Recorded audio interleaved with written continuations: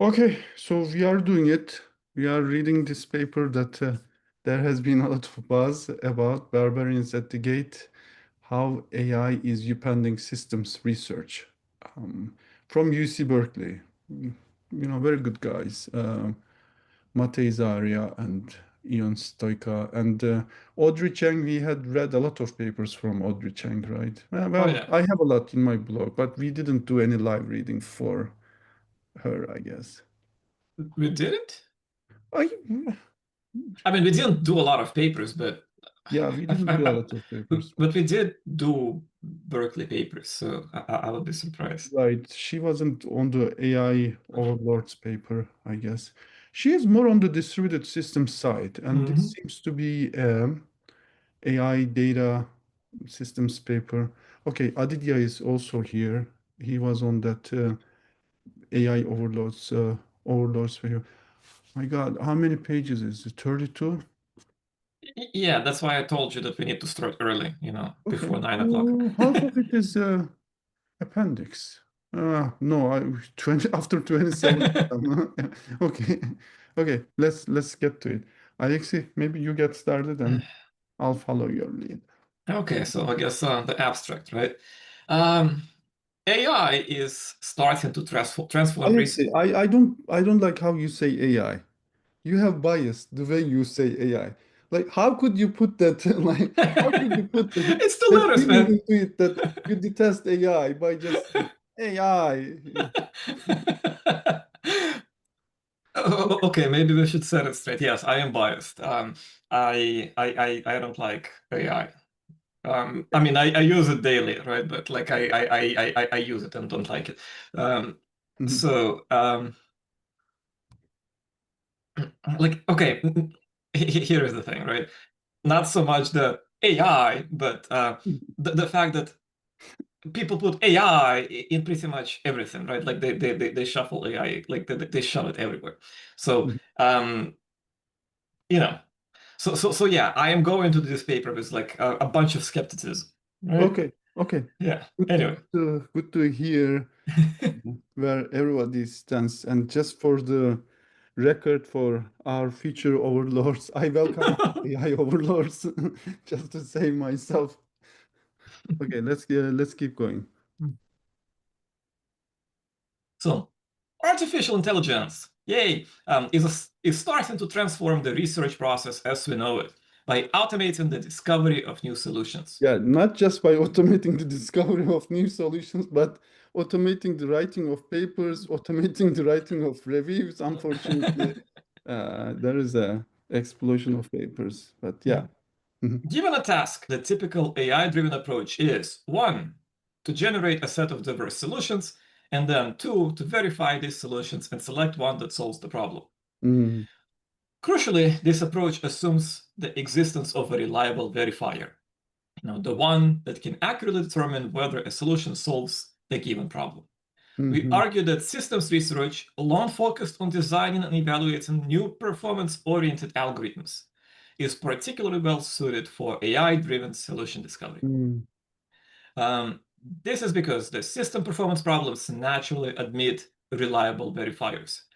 mhm, Solutions are typically implemented in real systems or simulators, and verification reduces to running these software artifacts against predefined workloads and measuring performance. mhm, Oh, we need more details here. um, we term mm, this approach as AI-driven research for systems, ADRS, which mm, iteratively generates, evaluates, and refines solutions. Using OpenEvolve, an existing open source ADRS instance, we present case studies across diverse domains, including multi-region cloud scheduling, load balancing for mixture of experts, inference, LLM-based SQL queries, and transaction scheduling. Oh wow, the whole Mhm. shebang. It's a Yeah. lot of things. In multiple instances, ADRS discovers algorithms that outperform state-of-the-art human designs, achieving up to 5 times runtime improvements or 50% cost Wow. reduction. We distill best practices for guiding algorithm evolution, from prompt design to evaluator construction for existing frameworks. We Mm. then discuss the broader Oh, implications for the systems community. As AI assumes a central role in algorithm design, we argue that human researchers will increasingly focus on problem formulation and strategic guidance. I like that part. Yeah, but like you do that part with your students anyway, right? They're just slower agents, I guess. Our results highlight both the disruptive potential and the urgent need to adapt systems research practices in the age of AI. This sounds like a great paper. And at the end, there is discussion. That sounds like a good discussion to have. But while going through the abstract, I got a bit disturbed. I think this part seemed very reductionist. Like, like systems research is just, you know, uh, So just improving on performance of things, etc. Maybe, but that's like incremental research, and that's not like the papers we like to read, right? And that also doesn't apply that much to distributed systems papers, maybe. And even I mean, maybe OS systems. I think the systems paper we like, the papers we love, right? They come with new abstraction, new way of thinking, new perspective as well. Look like halfway in the abstract, I got disturbed by this. Sounded too much reductionist okay. description of systems research, or maybe it is true, and that's why I'm disturbed. Yeah, maybe. This is what disturbs me here, right? This is like where my skepticism comes in, and I would be very excited to see how the paper addresses like my concerns, right? So we haven't read the paper, right? So like we have no clue what's going to happen, how the story is going to unfold. My skepticism here is this like well defined reliable verifier, right? And the abstract makes it almost like it exists and its only job is to run numbers. Yeah. Right? So again, like there's two things, the typical AI-driven approach, it sounds like an optimization problem, right? You have something that can try different actions, Yeah. right? And then there is a reward, right? Which is like getting the better number. Very well defined problem. Yeah, by reductionist, I also mean like it's as if it's very well defined problem. We like to make scheduling, I don't know, go from 65% efficiency to 75% efficiency. No, but hear me out, right? So we have this kind of goal, right? If we only define that goal and that verifier in the context of, let's improve performance metrics, right? Then, what is there to prevent AI to essentially come up with a trivial solution? Always return 42, right? Don't do anything, just return some plausible answer, right? Like in consensus, right? We have things like non-triviality, right? If No, but all I you guess do, this is where the specification part yeah, comes. They want the output to satisfy some sort yeah, of I output. hope, right? Like there is this sure, right? So maybe you have a specification or some initial solution upon which you refine, right? And maybe your refinement created by AI is going to satisfy or behave exactly the same way as this, maybe reference solution, right? But then, you have a lot of what kind of effort you need to do this verifier with the reference solution and then, kind of let the AI agent, do its thing, right? Is this then a new algorithm or just like maybe a better implementation, optimization of, the data you already fed the AI, like the reference implementation of some kind, or specification of some kind? Right? So and the last point like I want to make before we go any further, right, is if whatever this verifier or reference thing is missing, right, like if you're missing some important constraint, what prevents the AI agent to optimize whatever that algorithm in such a way that some important constraint that you missed in that verifier or reference or whatever is going to like be thrown out of the window, right? So I am afraid that this can lead to very fragile solutions that optimize for certain things, but because you forgot to include some kind of constraint. They optimize for those things at the expense of something else that you forgot about, right? Maybe at the expense of some really obscure corner case somewhere, and the entire system becomes fragile in those like situations or corner cases. Yeah. Right. So like this reminds me of SQL, right? What? Of SQL. Oh, SQL. Yeah, SQL is declarative, right? You specify what output you want, and then you don't know how the database essentially is going to like get to that result, right? What kind of Yeah. indexes or Yeah. what order, how it will like structure that query execution, Yeah. right? Okay. But you declare things, Yeah. and What's your point? it What's your works point? really well when you know exactly what to declare, like when you know exactly what your output should look like, right? Then it works great. But you miss something, Yeah. you miss one constraint, one condition, and you get garbage, right? Mhm. So that's my concern in this kind of declarative approach, right? If you Yeah. know exactly what you need, right, Mm. it may work really great.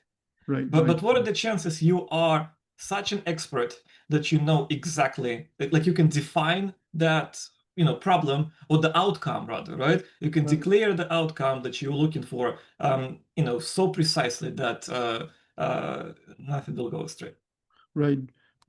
I think there was a quote like that, right? So if we knew what we were doing, it wouldn't be a cold research, Yeah.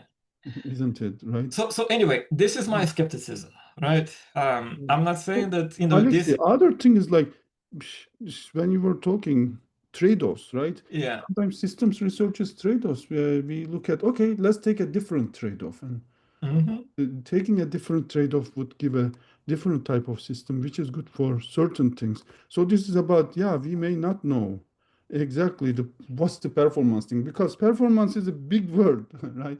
It's a Yeah. big word. You know better because you have been working on this for metastability.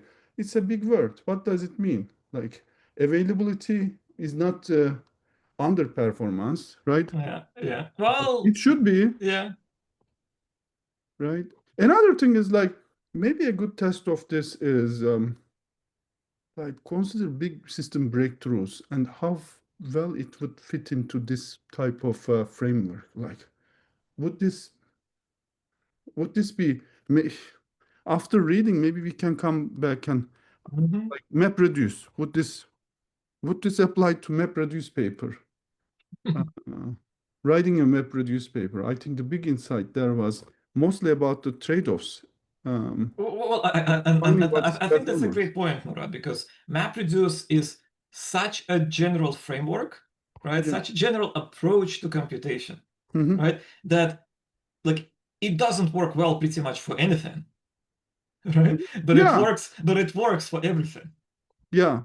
right? For lazy So like people. Yeah. so maybe you throw this into like into that setting, right? And you will end up with like a million different MapReduce flavor implementations that are tailored specifically for different But not problems. the map reduce idea, which was the breakthrough. Well, people will say, oh, that was like Well, applying again, because reapplying a primitive to distributed computing, but the ingenious part was to think of applying this to yeah, because the hard breakthrough was computing. not a performance number.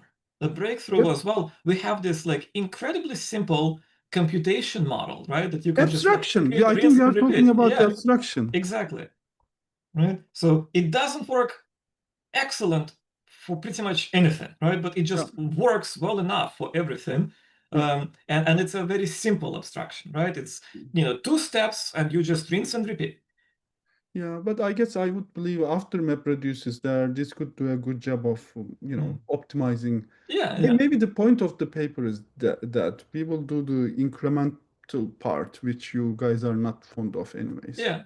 Okay, let's read. One of the most ambitious goals of AI is to revolutionize. See how I said AI soft and nice. One of the most ambitious goals of AI is to revolutionize scientific discovery by automating algorithm design, experiment execution, and even research process itself. Yeah, I would say yes. This is one of the most ambitious goals of AI. While the realization of this goal will likely be uneven, with certain domains being transformed earlier and more profoundly than others, what are examples? Is biology, chemistry, drug discovery being more transformed and more profoundly? I think for like chemistry, biomedical field, you would have maybe more substantial effect from like quantum computing, because of Oh. like the protein folding and things like that. Yeah. Okay, AI-driven approaches, Novikov et al. Have already reached a level of capability where they can meaningfully contribute to computer systems research. Mhm. This raises fundamental questions about how we should conduct research. Yeah, and well, in general, I'm open to discussing this question anytime. So, a significant portion of systems research, spanning networking, databases, distributed systems, um, okay, OS also, is dedicated to enhancing performance. I'm not sure about distributed system. Okay, fine. This is typically achieved through the meticulous human-driven design of new algorithms for tasks such as routing, scheduling, and resource management. Crucially, the novelty and efficacy of these algorithms are often the primary metrics of novelty, yes. If it is not novel and if you improved efficacy, maybe it is more like sigmetrics kind of work.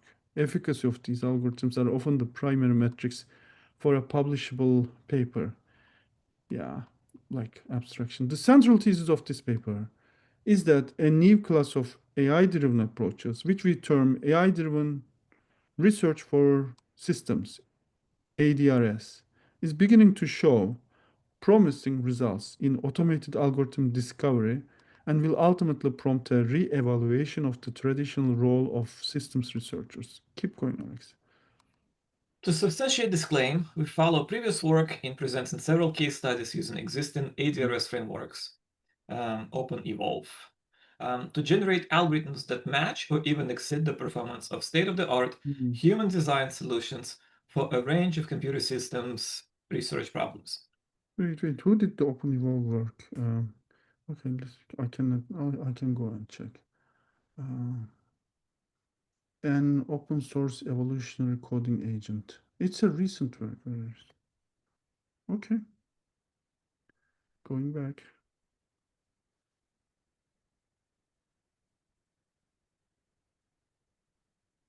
Mhm. Did you follow the link or? Okay. Yeah, I did. Yeah. Where we are. Okay. For example, in load balancing problem, for a mixture of experts model, OpenEvolve discovered an algorithm to rebalance experts across GPUs that is 5 times faster than the best known baseline. In a job scheduling problem aimed at reducing costs by using spot instances across multiple cloud regions, OpenEvolve generated a solution that achieved 49% greater savings than an expert-developed baseline.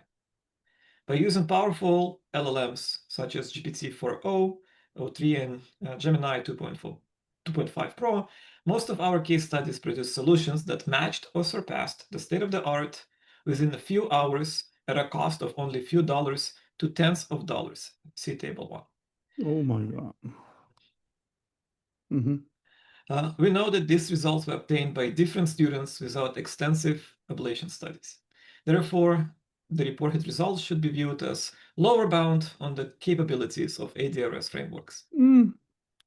Well, it's done by Berkeley students, so I would say lower bound.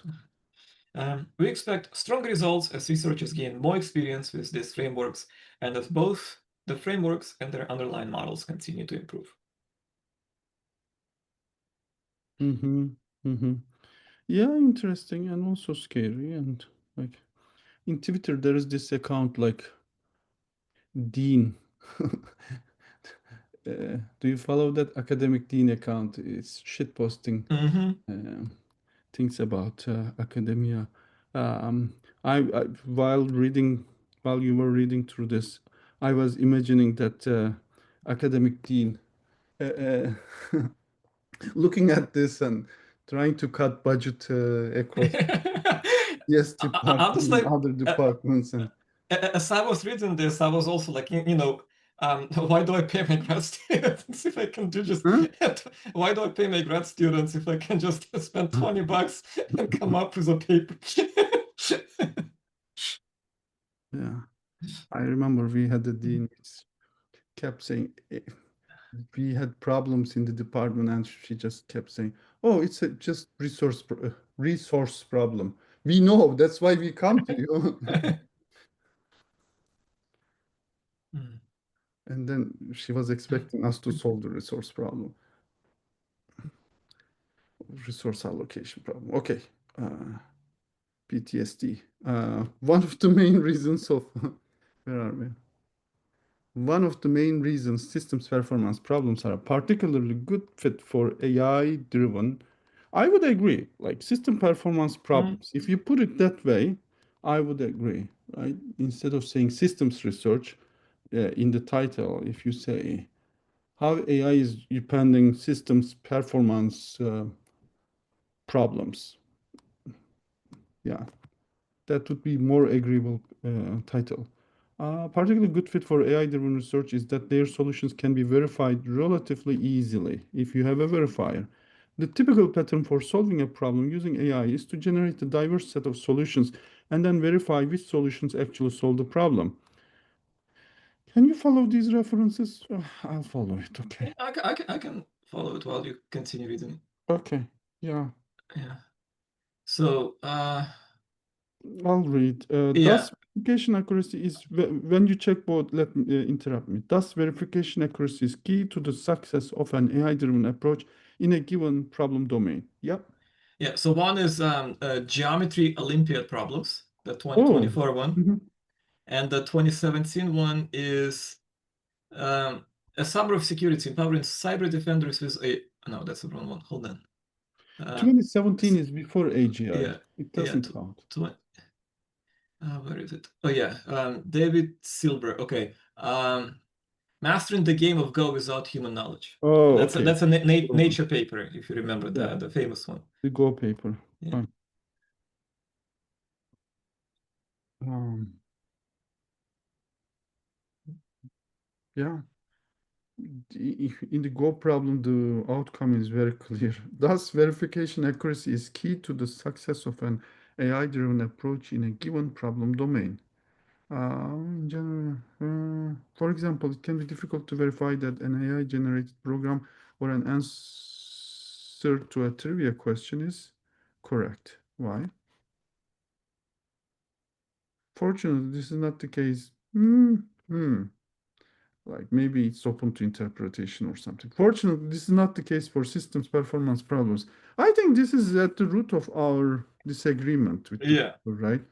We are not, this is to us, this sounds like reductionist view of systems research.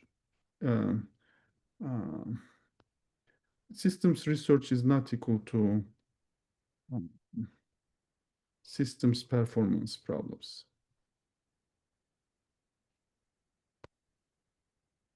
That's only half of our problems.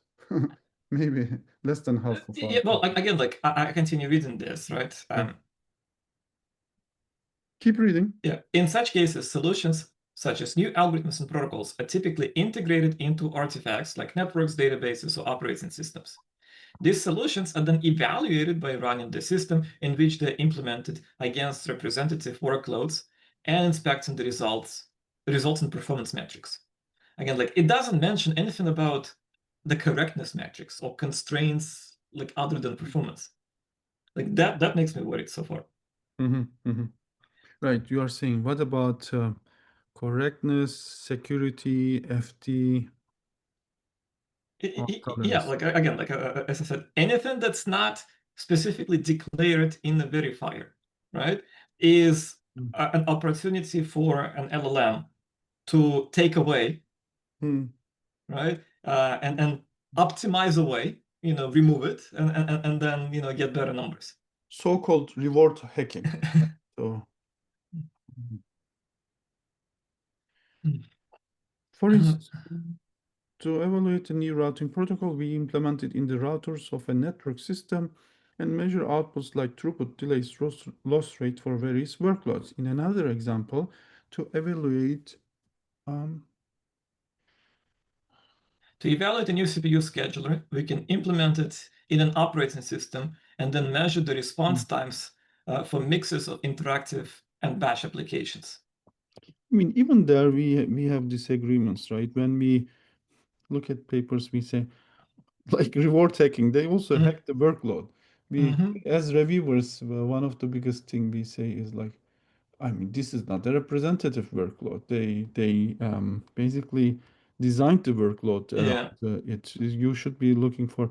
So maybe designing of workload, the taste, the trade-offs is more about it, and the performance improvement part is the easier part, which maybe we give to the AI. Okay. Moreover, to avoid the high overhead of relying on real systems, for evaluations, researchers often develop simulators to capture the salient features of real systems, enabling rapid and low-cost iteration. These simulators. You heard of this? What are some examples of this? I mean, this would have been great, but there aren't many examples of it. Uh, Could you give examples? I I've definitely seen the papers that at least like in scheduling and whatnot, right? It would be like not uncommon to just grab the traces and simulate the scheduler based on the like Oh yeah, implement the traces, yeah, implement the you're right. scheduler, and Scheduling, yes, yeah, yes. Hmm. like as opposed to like actually like putting Yeah, it in, yeah, yeah. These simulators allow researchers to evaluate solutions quickly before deploying them in live systems, making systems research particularly well suited for AI-driven True. exploration. Yeah, I think simulators is a good idea, but there aren't too many of it, which also may speak to the problem that we don't have that much well-defined problems. Well-defined problems get improved on quickly, and well-defined problems means, okay, that's where the research finishes and the application starts. Yeah.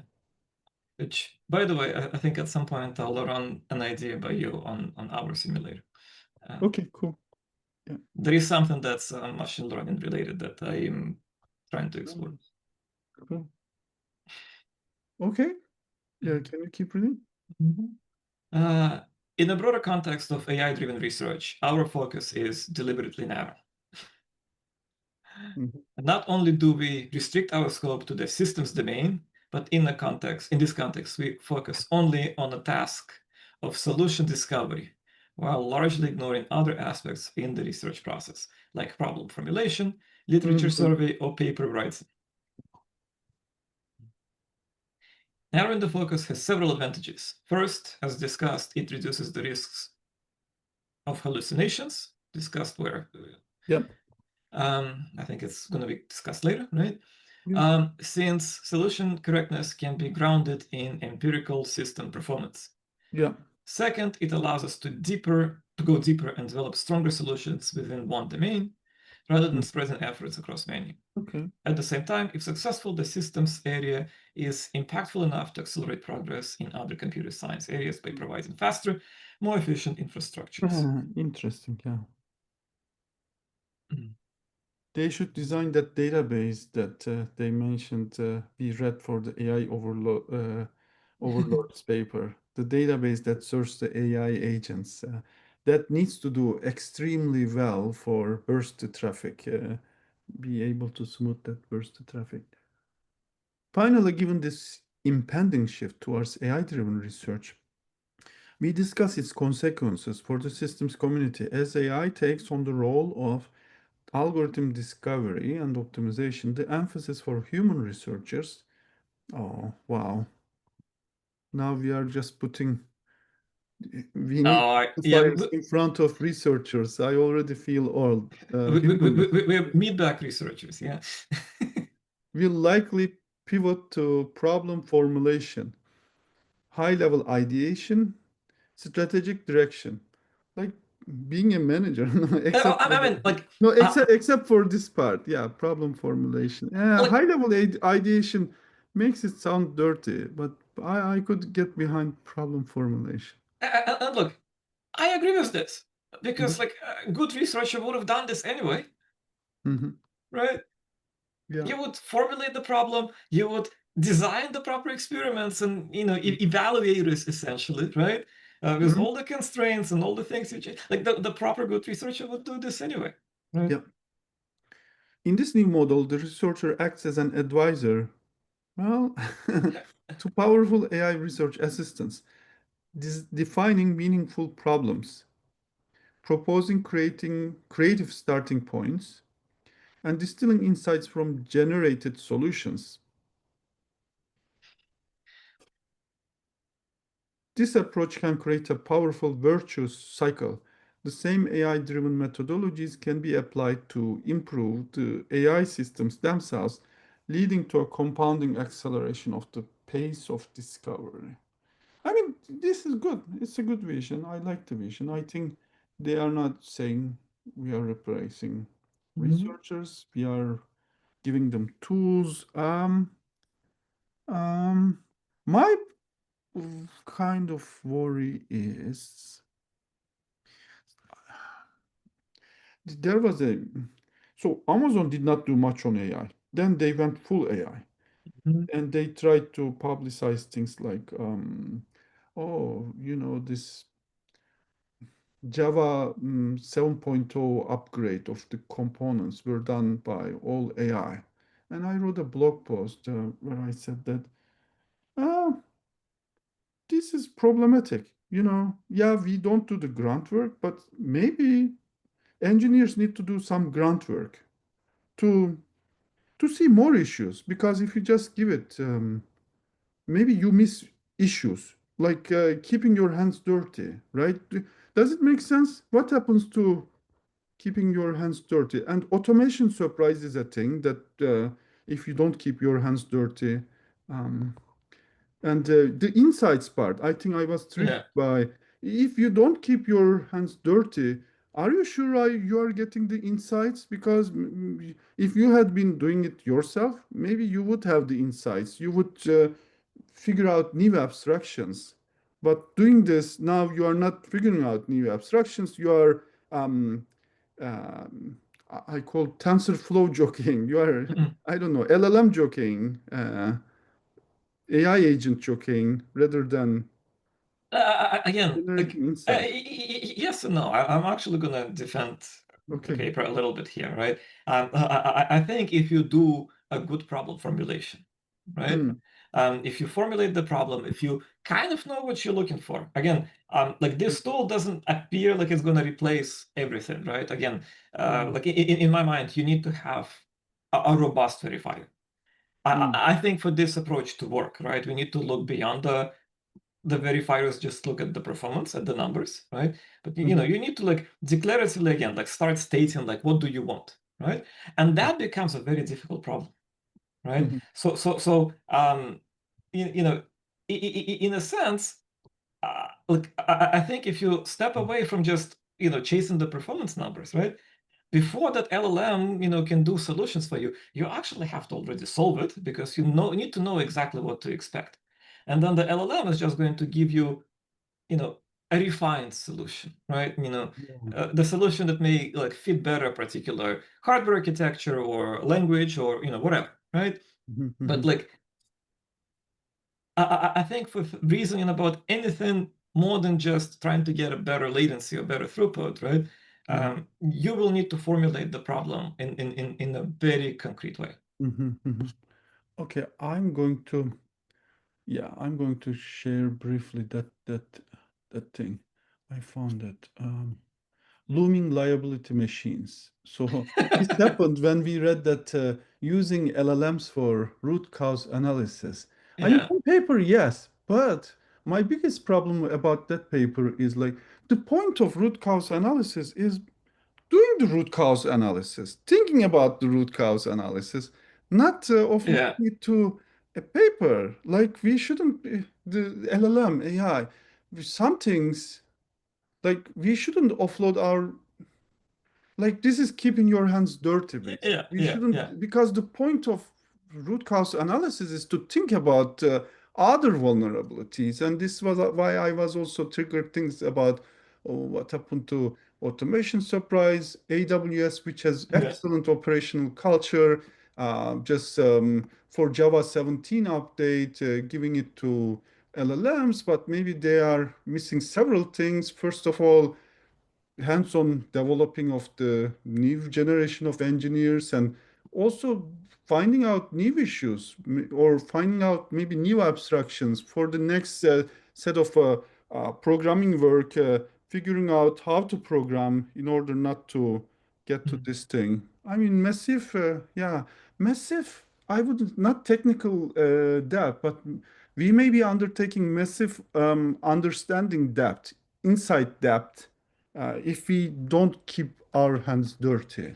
Yeah, it's funny that you say that. Like, I've been thinking a lot about metastable failures, Mhm. right? I know. Kind of self-proclaimed expert, right? And You are an expert on metastable no, failures. no, but the thing is, like, people come and talk, right? Mhm. And I hear the stories, I read the reports, right? Like from companies and places and whatnot, right? Um, and right now I have this kind of professional deformation because of this, right? Like every time I see any kind of design or any Mhm. architecture, I read something, right? I read some specification, I just see metastable failures, Yeah, right? professional deformation, yes. I just see like where the feedback loops can arise. It's kind of really weird, but Mhm. like I don't know, right? I think my brain is kind of primed at this point, right? Because of like all that exposure. Yes, because you are keeping your hands dirty. And if you didn't, maybe you would be a managerial CEO and you wouldn't have these insights. You wouldn't have this spidey sense about the positive feedback loops jumping at you because you are not in the code.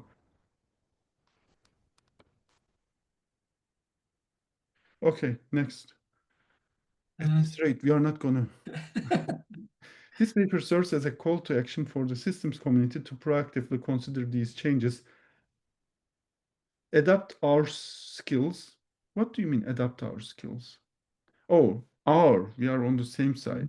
Upgrade skills together and guide co-evolution of human and AI in research.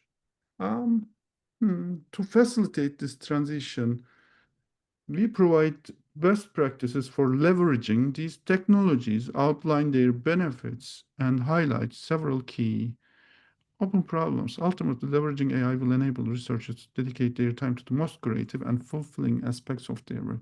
I mean, I like this paper already. We are discussing about. So, okay, related work. um, Maybe we could go just, like yeah, highlights. exactly. Yeah, so ADRS builds an long line of research that combines large-scale search with Mhm. machine learning to tackle complex problems. Oh, yeah, learned Uh, indexes. yeah, yeah, pre-LLM AI for system optimization. Mhm. Yeah, a bunch of work. Automated discovery with Laurent approaches. Yeah, the Alpha Zero, Alpha stuff, yeah. AlphaGo, okay. Mhm, AlphaFold, blah, blah, mhm. blah. Okay, Um, Alpha Tune. LLM-based coding assistance, right? And Pablo had this Yeah, tuning startup on databases, and that I think it folded a couple of years ago, right? yeah, due to some other reasons. But he Yeah. was also mentioning some uh, friction about Mhm. using that. He would have interesting comments on this kind of Yeah, he may have been like a few years too early. LLM. No, no, I think he would be a good person to reach out Yeah. to talk about the cracks in in a vision. Um, Mm.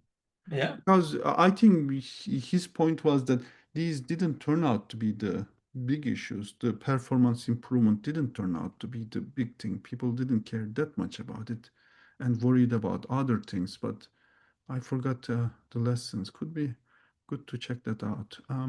And LLM-driven research, I think that's what this paper And is he trying has to go for. beautiful names, right? Othertune. Hmm. Othertune. My God, so great.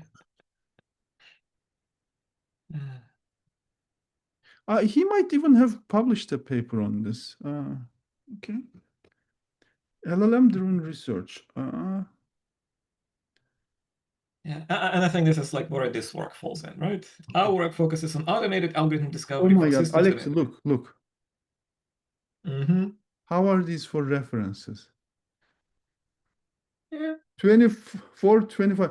We are in freaking 25 already. And the AI field is insane. Like, in distributed systems, when we cite a paper from 1980, they must be going crazy. And this is like, wow.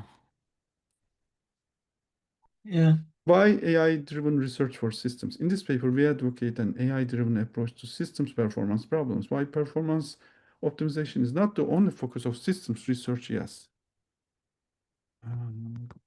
It remains a central one. A brief survey of top systems. Can you keep going? I'm going to check on. That's weird. I think you have a different version of the paper open than I have on my screen. Oh, really? I don't Mine know. has like a little bit more. Anyway, section 3, right? In this paper, we advocate the AI-driven approach to systems performance problems. While performance optimization is not the only focus of system research, it remains a central one. A brief survey of top systems, Yes. networking, and database venues. Alexia, I'm sorry. He has a talk. 22 lessons learned using machine learning in, but yeah, this is pre-LLM maybe. To optimize database configurations. I think this would be a great thing to check. And there is also, this is what? This is the smart data. Okay. This problem has led to research on ML. Current research suggests that ML can generate better DBMS configurations more quickly than what is possible by human experts. Okay, we are in the right domain. And since these ML algorithms do not require humans to make decisions, they can also scale to support tuning thousands of databases at a time. Despite the advantages of ML-based approaches, interesting, there are still several problems that one must overcome to deploy an automated tuning service for DBMS. Okay, and then that's pretty much it. We'll discuss the challenges in using ML to optimize DBMS knobs and the solutions we developed to address them. Well, okay, worth checking. Yeah. That's from that. So anyway, let's continue, right? Let's So continue. the brief survey shows that over 1/3 of published papers feature performance optimization algorithms as their core contribution. The main reason we believe an AI-driven approach is particularly well suited to such problems is that it's relatively straightforward to develop robust and cost-effective verification processes. Again, they keep saying this. We need to read more, I guess. First, it is easy to verify whether a given solution improves a system's performance. Second, the solutions for systems performance problems typically preserve the correctness of the original solution. Uh-oh. Why? Yeah. Yeah, try to optimize the freaking performance of I don't know, distributed transactions, right? Or even But it state machine says, or replication. at least it is relatively easy to verify if they do. No, not for consensus, right? Not for consensus. I mean, that's just an example, obviously, right? Even But yeah, people royally fuck up while implementing yeah, Paxos from yeah, from examples. yeah. And these are people, good engineers, not LLMs. It So is again, like look, this is my concern, right? Underspecified safety in the this evaluator, right? mm, Now you can drive better numbers if you throw away some safety, mhm, right? mhm. Third, the problem. If you're solving optimization problem without constraints, then Yeah. Yeah, I think this gives the load balancing thing. You cannot screw up that badly there.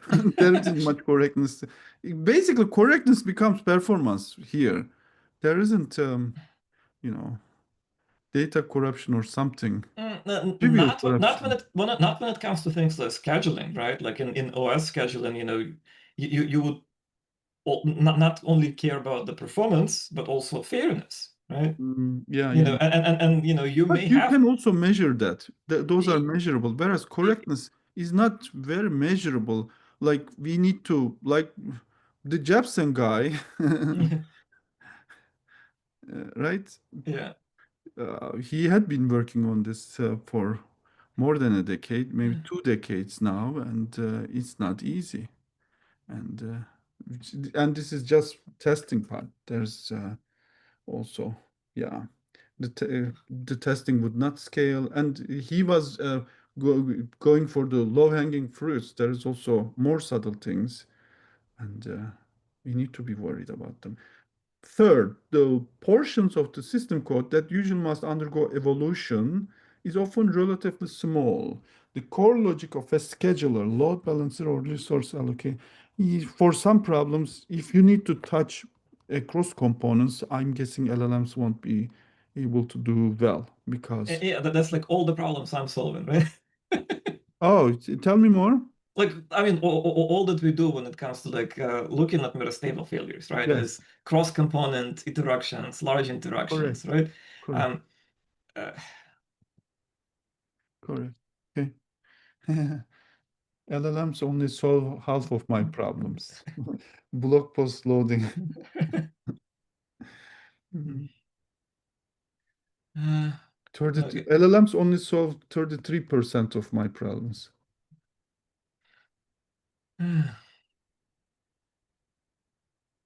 Okay, this makes the generated code. Which is great, you know. We are being ungrateful. Okay. This makes the generated code easier for humans to interpret, which can further help with verifying its correctness. In all of our case studies, we were able to readily understand the generated solutions and identify their main ideas and techniques. As these tools become more powerful, we expect their scope of modifications to grow and extend across multiple components when designing complex distributed protocols. Maintaining code interoperability in such cases is an important topic for future research. Yeah. Interpretability. Yeah. Yeah. Unfortunately, like the code interpretability, the cleanliness of code is the first thing to go. Finally, systems researchers often use simulators to develop, like often. Again, for scheduling, yeah. I wish. To develop and evaluate solutions before deploying them in real systems. Simulator-based verification is relative. I mean, we get bad feedback when we put some simulation results. We also put implementation results, but then they say, "Oh, why did you need simulate?" Well, we are building a simulator to help us to check other things, but people are not. People have a distaste of simulators, which I think they are very important. Simulator-based verification is relatively cheap. They are using verification, basically performance verification without trivial correctness. The correctness is not even there. Maybe that's even if I would look for as we read more on correctness part. Yeah. Even if the research process is inefficient and produces more candidate solutions than is strictly necessary, their evaluation remains practical. Yeah. P versus NP. Reminder. They do talk about like one example where they mentioned correctness constraints such as serializability on page 16. Okay, cool. For example, each of our required only a few hours and cost no more than several tens of dollars. That set buildings for complex systems that are not inexpensive but also faithful is far from trivial. It remains a topic for future research. Cool. I would be interested in that, but I would have seen it would have been nice if they showed some simulation examples, which I believe is that. Okay, Alex, go. This section provides an overview of the system research process and then introduces the AI-driven research for systems approach, which accelerates this process through automatic solution discovery and evaluation. 4.1 Systems Performance Research Process. The typical research process employed by systems researchers can take many weeks or months. Broadly speaking, it consists of 5 stages. Problem formulation.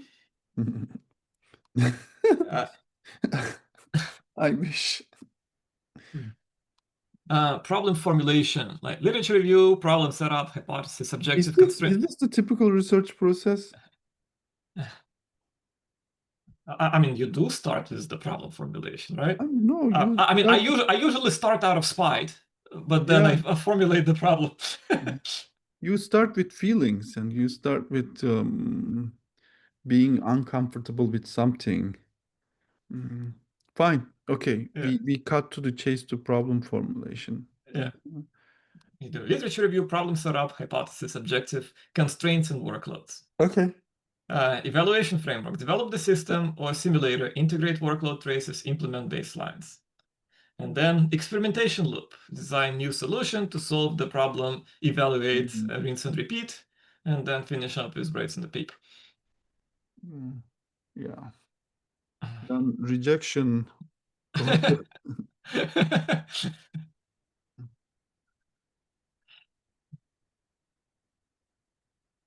Interesting. Like this is the hardest, you know. I mean, we kept saying this, right? Einstein code attributed to if I have 1 hour Uh, but, but, come up but, but, with a but solution, use 55 minutes for asking the right question, then I would be able to solve it in the remaining time. you see, like the evaluation framework part, right? Implement the baselines, right? Hmm. So, like a lot of work goes in there. Develop the system or a simulator, right? Integrate workload traces, implement baselines. Like this is the step where you're doing like most of the work. The experimentation loop, solution evaluation, Okay, right. that drives from your system, that drives from your Yes. This baseline, is right? what this paper focuses. Yeah. But arguably by the time you've already done like 90% of the work, Hmm. in my opinion. Hmm. Yeah. Uh, okay. Evaluation framework. You read this. This is your favorite. Yeah, develop framework to implement and evaluate potential solutions. The framework can be the system itself or a simulator that approximates the system's behavior. Even when the system is available, a simulator may be built to accelerate development. In addition, researchers collect or use existing workloads, traces, or benchmarks to drive the evaluation. I mean, again, I wish, like, I love it, but I'm thinking, I mean, hopefully LLMs will help us to write more simulation frameworks. Mm.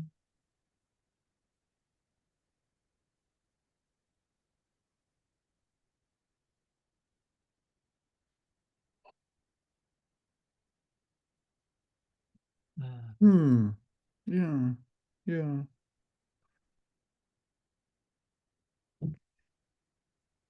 So somehow they claim that a solution and evaluation combined take 41% of the time in research process. Yeah. What? Where? Like the figure right below. Oh, the figure. Oh. Yeah, where does the numbers come from here? Based on a survey of 31 PhD students. Sure. Are these Berkeley students?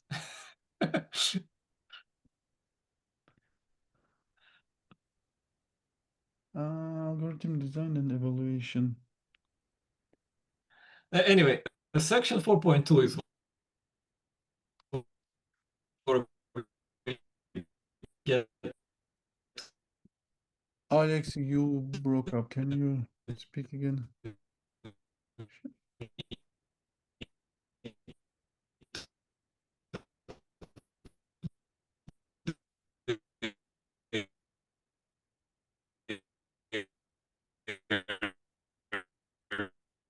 Okay, I need to wait for Alexis. Alexi. Okay. Uh, evolve, exploit a niche, ensure fitness.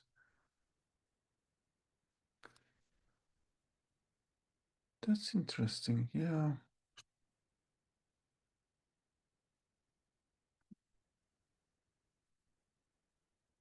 Yeah, this, while reading this, I got reminded of the OSDI 25 keynote, by Emery Berger, Accelerating Software Development, the LLM Revolution. Alex, you were also there in Emery's Yeah, keynote, right? It's very similar thing. Evolve, exactly. exploit a niche, I, ensure fitness. I was going to mention it at some point. Yeah. Okay, and the examples are Scalene evolving the profiler, ChatDBG evolving a debugger, CY evolving a compiler, CoverUp evolving a coverage tool.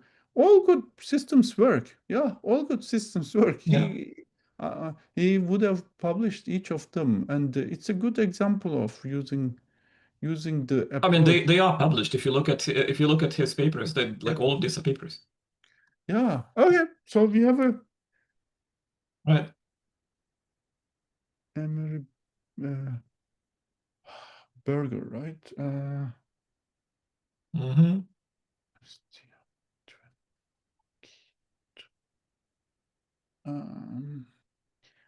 It was a really nice keynote, and yeah, this is uh, what do I remember from that? Exploit a niche. Yeah, see, this is 1/3 of it is like problem formulation. Mhm. He was finding the good angles to attack, Yeah. the problem to solve, the right problem to solve there, and the evolve and ensure fitness was uh, easier. And this paper's um, yeah, focuses on that, evolve and ensure fitness.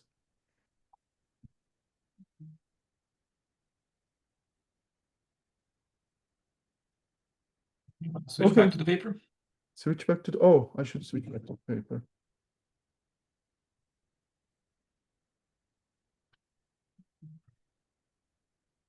There we go. Okay, AI-driven research for ADRS.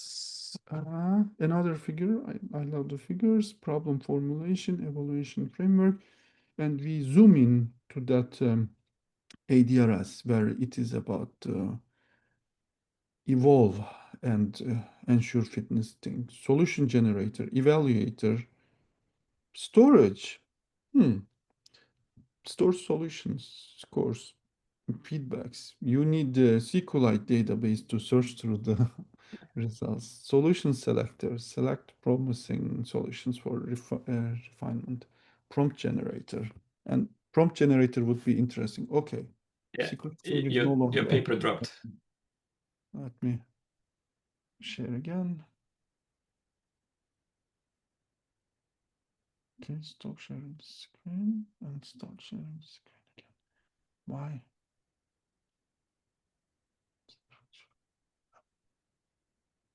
Okay. I think I'm back in business. Let's share again. There we go.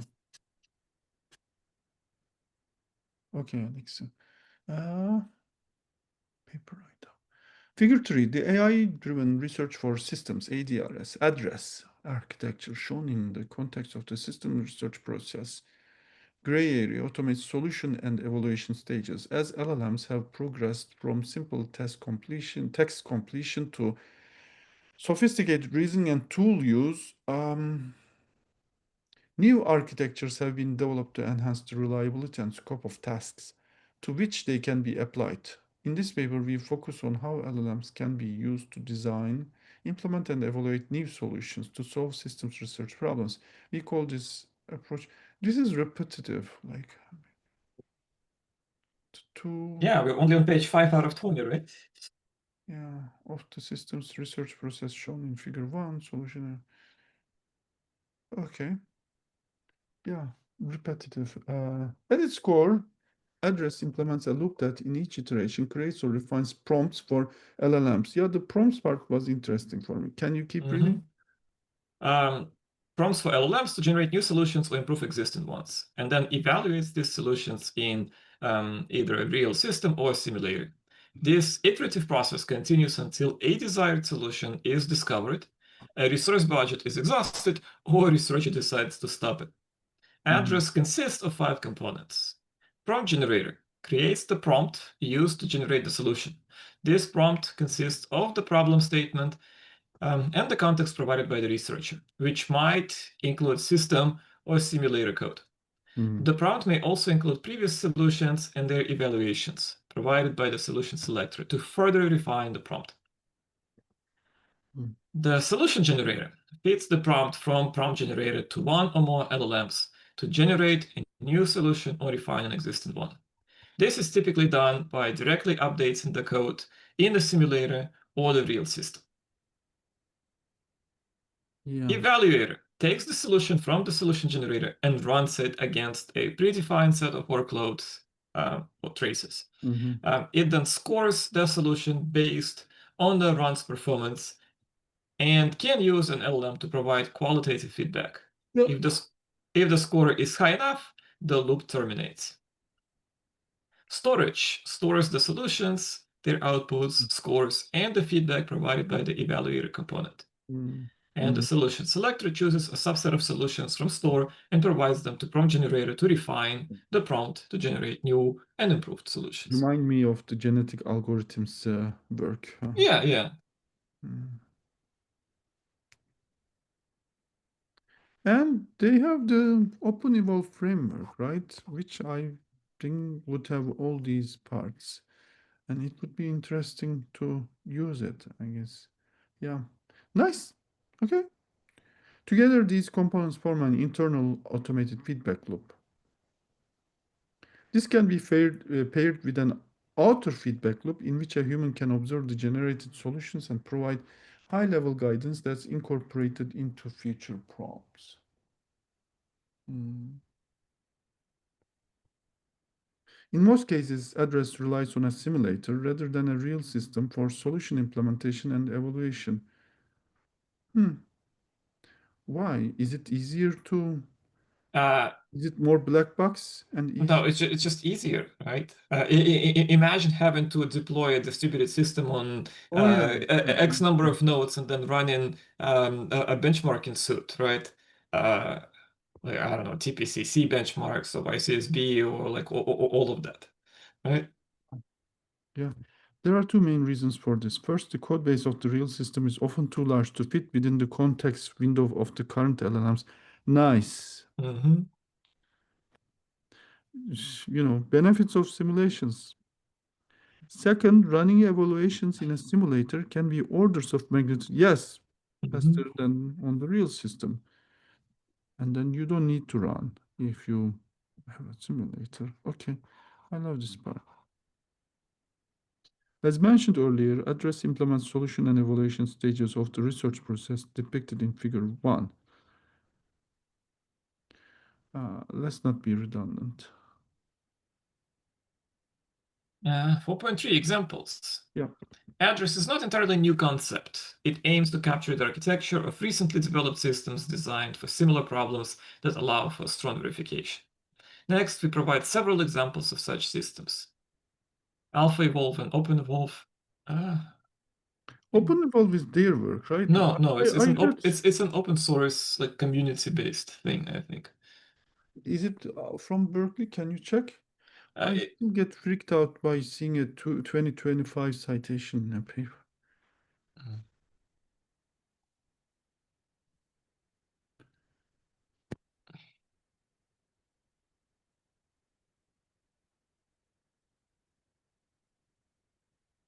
No, like there is like a ton of contributions, 32 contributors on GitHub from like all over.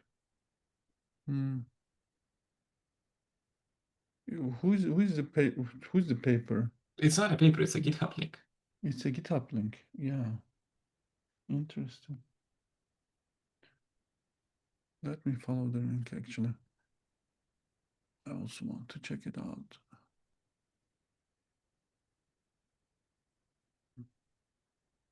No, there is a reference to it.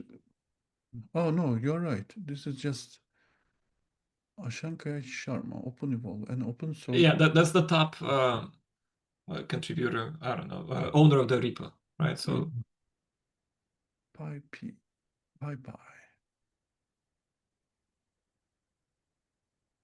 Nice.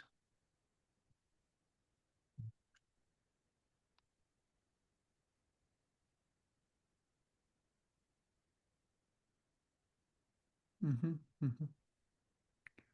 Cool.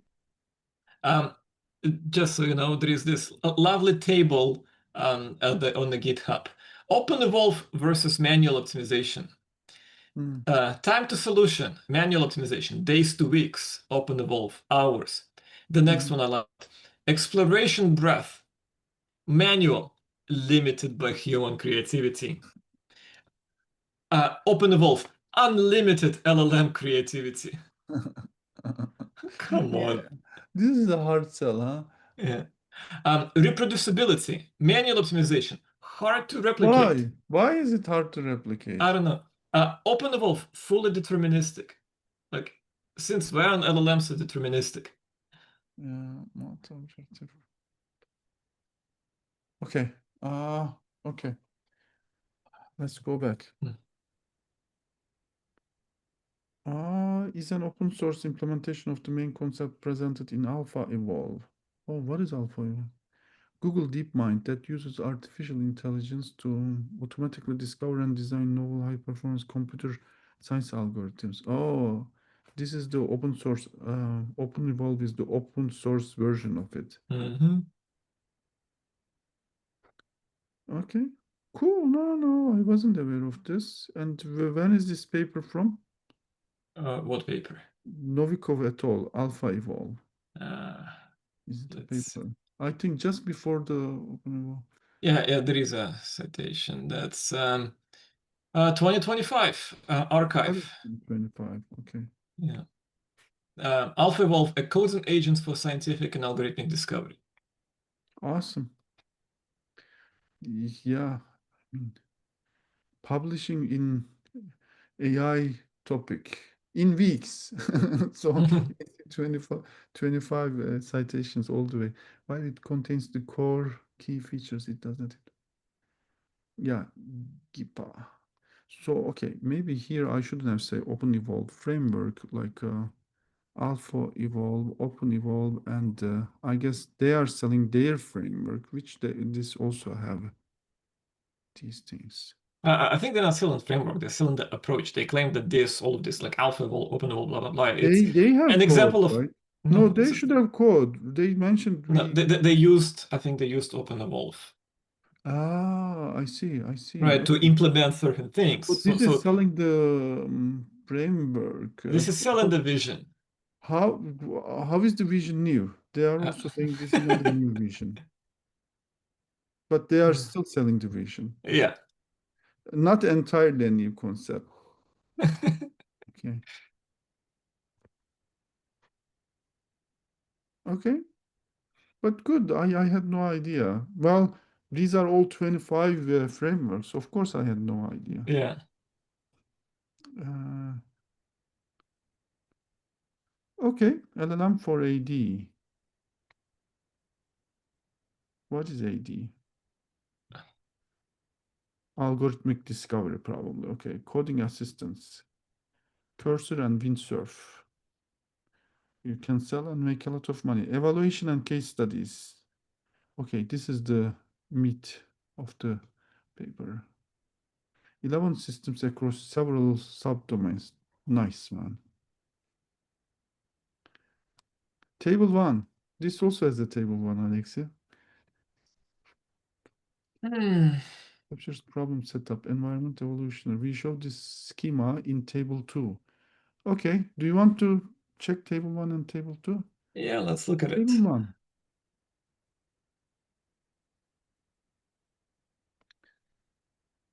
Task and state-of-the-art publication.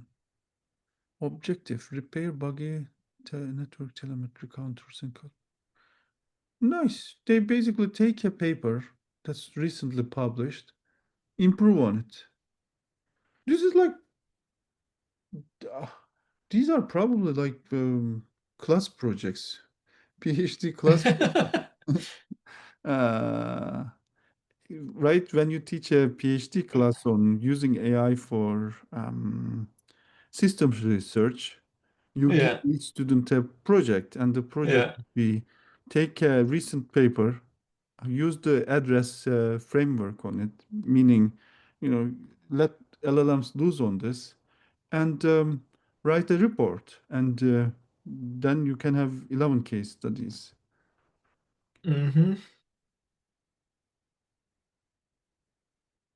9% better counter repair store. But I mean, it's amazing that it's this fast and scary. Things won't be the same. Time cost. It's good. I think it's good. Alex, you should try doing it. Next semester, LLMs for systems research and the same idea. Course project. Each student does a course project, and then you could have 10 papers.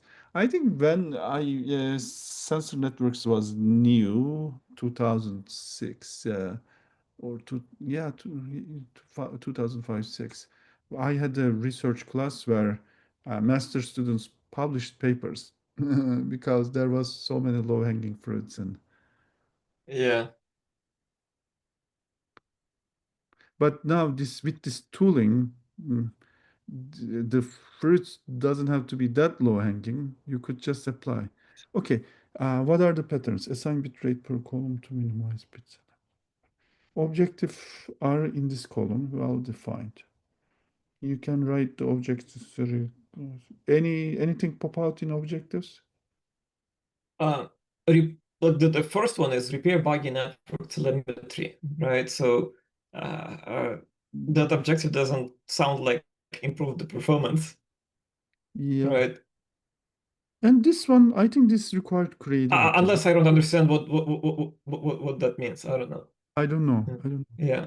But the paper's topic is telemetry Yeah. repair, and they are just Yeah. improving on the paper's objective. I guess, They yeah. got the objective from the paper, but this one doesn't seem like they got the objective from the paper. They found a niche problem there, and they I exploited don't it. know. I don't know. Yeah. I don't know how important this problem is, but okay, transaction scheduling, something we know. Minimize make span in transaction scheduling. Yeah, this is a good also good find on. Well, I messed up. This would make a paper. Yeah, can't be late. Schedule deadline up to 16%. Schedule deadline driven. Balance attention, sparsity, and accuracy. You're right. So basically, this is just reusing the paper's objective for most cases. Cool. I mean, well, all of them, right? Like global model placement, optimized for blah blah blah, Yeah, blah, yeah, yeah. right? Yeah. I think those two stand out because they didn't use. And there is supposed to be table 2 on schema. Is this table 2? Yeah. Yeah, Expand that's the table schema too. for problem formulation and evolution of AI-driven algorithm discovery. Each row corresponds to an element in the setup.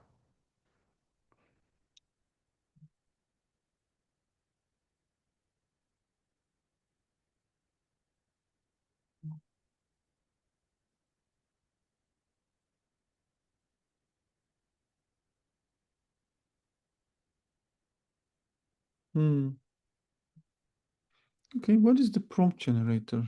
I look, the others make more sense. What is this column saying? Dimension, key components. Okay, I was expecting something else, maybe in table 2 schema generation, but fine. Going back, Aleksey, can you read? Where we are. Next, we present 4 representative case studies to highlight insights that we hope will be useful to other researchers.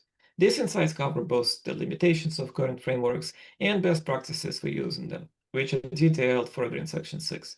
We used OpenEvolve as the primary ADRS for our case study.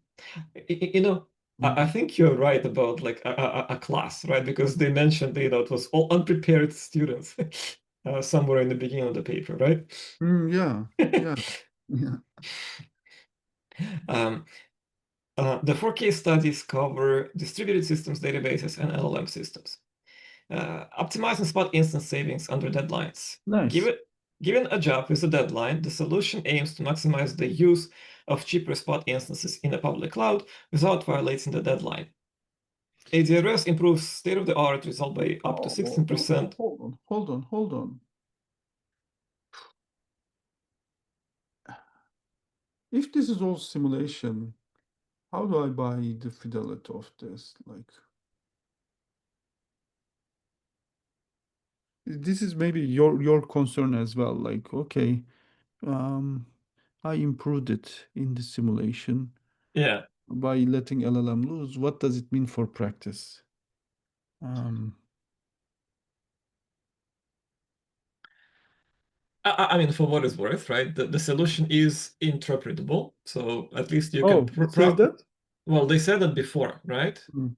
And I think like down the paper they give some code snippets as well. Okay.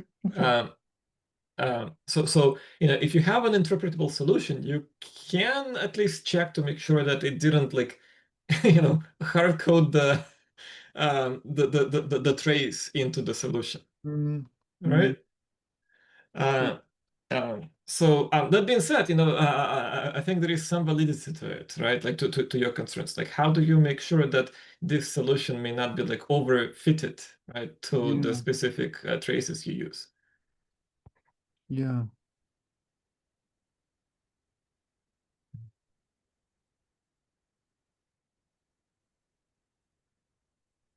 Optimizing expert placement in MOE inference. Mixture of expert info. Mhm. The solution seeks to balance the load across GPUs by mapping the expert replicas across GPUs. Address provides a five-fold improvement in the time it takes to rebalance experts compared to the best known proprietary implementation. Mm-hmm. Optimizing LLM inference for SQL queries. The solution to this problem reorders rows and columns in a table to maximize the hit rate in a key cache when performing LLM inference. Address This is a achieves prefix sorting thing. This requires insight. And somebody gave the insight, which is the creative thing, which is great, I think. Mm. Mm. Optimizing I mean, if transactions. the LLM gave the insight, sign me up. Sign me up for this thing. Okay. The solution, okay, optimizing transaction scheduling. The solution aims to reorder transactions to minimize conflicts and hence improve the make span and throughput. Address rediscovers the state of the art Ah, for the okay. online case and improves a strong baseline. Okay, they reevaluate for the offline case, which we are not aware of. But is offline reordering a practical problem? Maybe in the deterministic databases, or Mhm. maybe this is like a stored procedure kind of thing where you know the workload in advance and you do it. Could be, could be. Okay, we looked at this paper. Mhm. What are the rest of the 20 Okay, before papers proceeding, we make out one important point. The case studies that we present were carried out by different students in parallel. during There summer is a 2025? Okay. Summer class? Or okay, this may not be a class. As a result, they use sometimes I don't know, a retreat, a use some hackathon. direct comparison difficult and highlights the need for systemic ablation studies to identify which configurations work best for different I don't understand. What's this saying? What is this disclaimer? They don't know how it happened. There is no like a principled approach to this research study. Oh, Right? the ablation. No, try me So again. they don't know what the students did to make improvements. It just happened. But the Or like students it wasn't explain. done in a principled way. Yeah, but it wasn't done in a principled way, right? Like Hmm. they don't know what exactly like thing Oh. that's which of the things that each student did contributed how much to the solution. What does different configuration parameters mean? Does this mean that maybe they use some impractical configurations Mm. and improve the performance? Yeah, I don't know.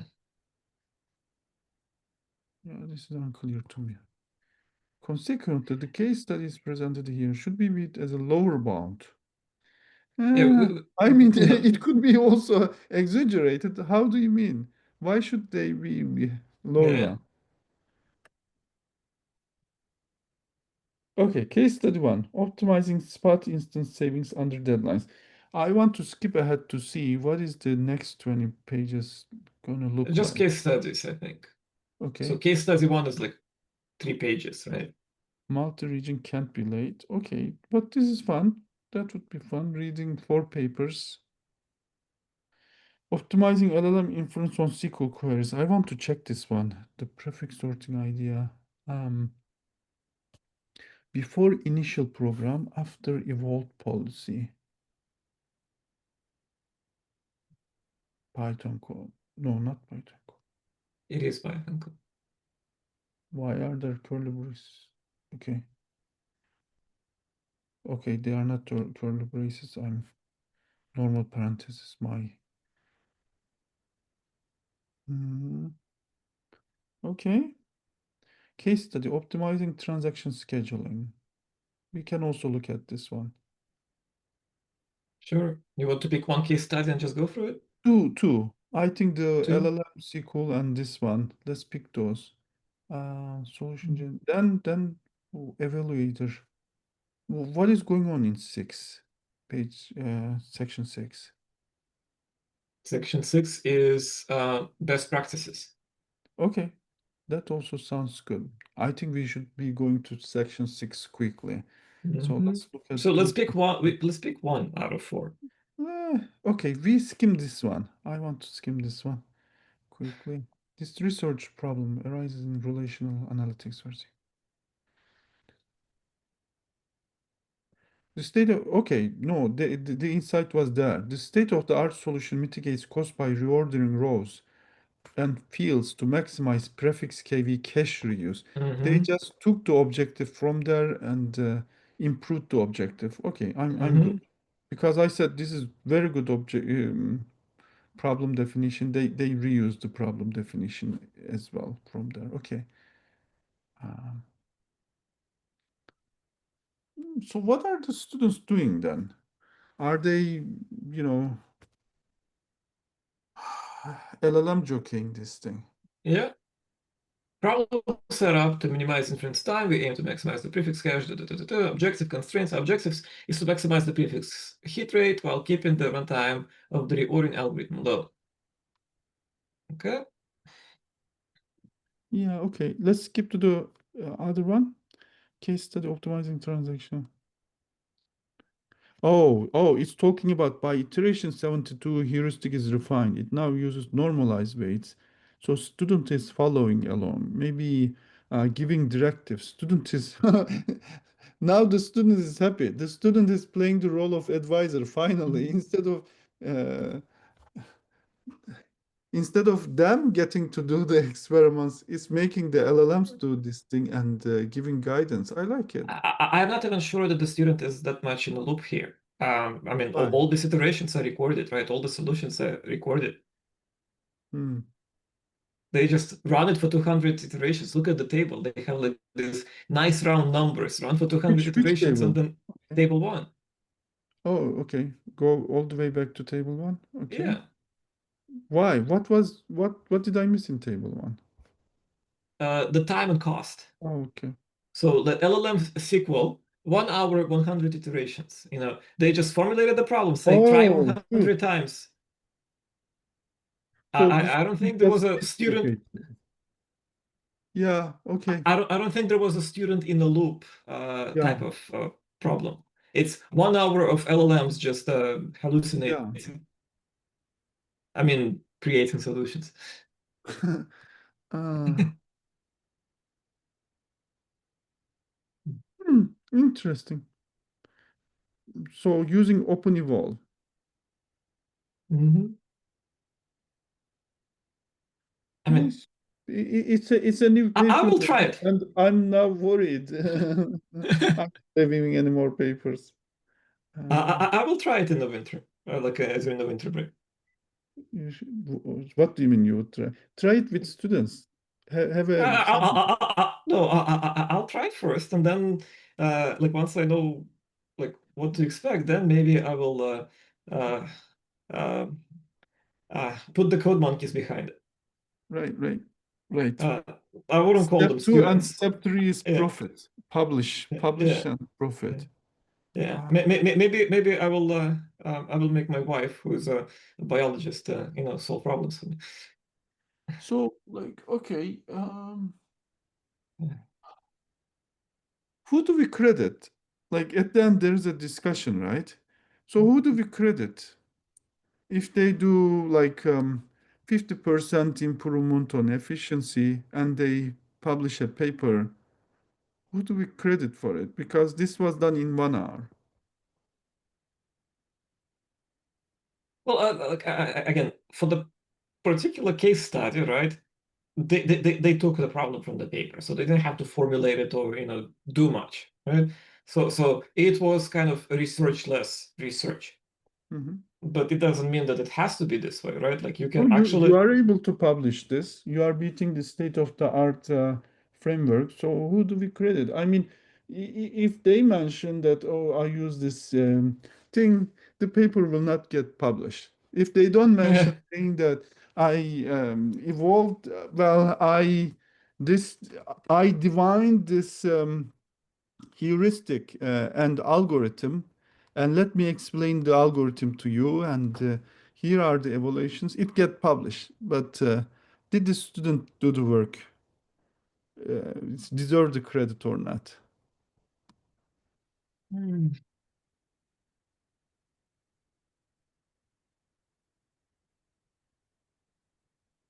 Maybe, you know, I hope this breaks the publishing game so we can focus on what is next? I don't know. Instead of this publishing game, because I'm really sick of this, the novelty, etc. I like to see new abstractions, new insights, rather than improved 50% kind of thing.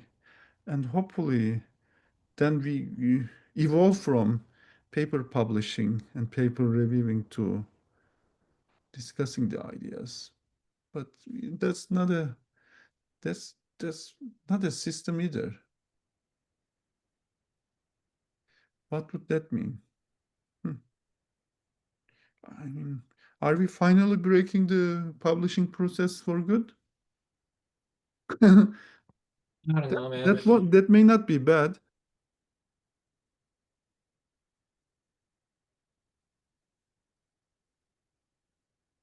Look, Okay, can you read the i 5.4? Mhm. if you break the publishing for good, right? How are all academics going to get their promotions? You know, I mean, how do you measure impact in academia? I'm not saying it's a good measure, right? But Yeah, that's the only we, measure we have. actually, I had a blog post that it's hard to measure impact Yeah, even afterwards, right? yeah, yeah. And we are trying to do it immediately through these citation games and I mean, like all of academia is a pissing contest, right? We compare numbers and papers and grants and who has like more papers or the best 4 letters, or as the ISOSP will be, you name it, yeah, right?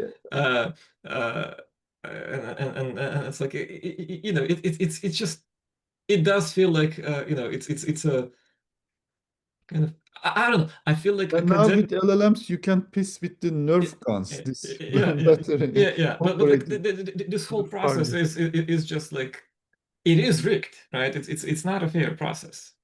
Mm. But yeah, I don't know. Yeah, looks like, I mean, maybe we will be well, okay. So breaking would be too dramatic. Maybe what will happen is we finally develop some taste and we this problem is better, this abstraction is better, and not we won't get swayed and impressed by throughput improvements, Yeah, this yeah. improvement, that improvement. We get more impressed by the taste and holistic treatment of a problem or a system. But again, you like to solve this problem, you need to answer me the question on how will academics get their promotions and tenure? If you cannot piece further, then like what else? How do social sciences get promotion? They publish as if they're Same thing. uh, I'm not saying it's a good system, right? I'm just saying that.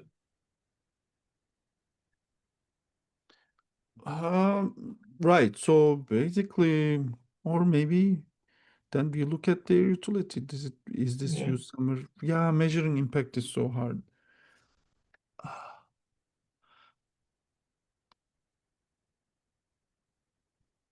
I don't know. It's an interesting paper. Barb, I mean, truly, barbarians at the gate. These summer, these summer semester students writing these papers, barbarians at the gates, which actually in history was not always a bad thing. It was mostly a good thing. At the games.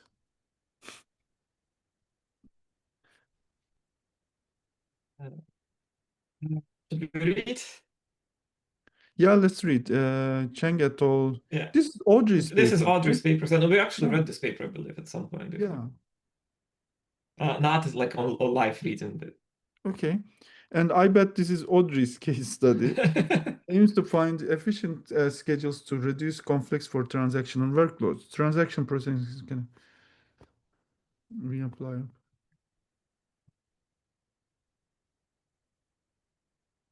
That provides better schedules without online cons. Yeah, Mm. she found an offline version of it. Good. Mhm. Nice. I mean, she had this problem in mind, got it Yeah. solved by open evolve in a couple hours, and then she was able to take the rest of the summer off, which is good.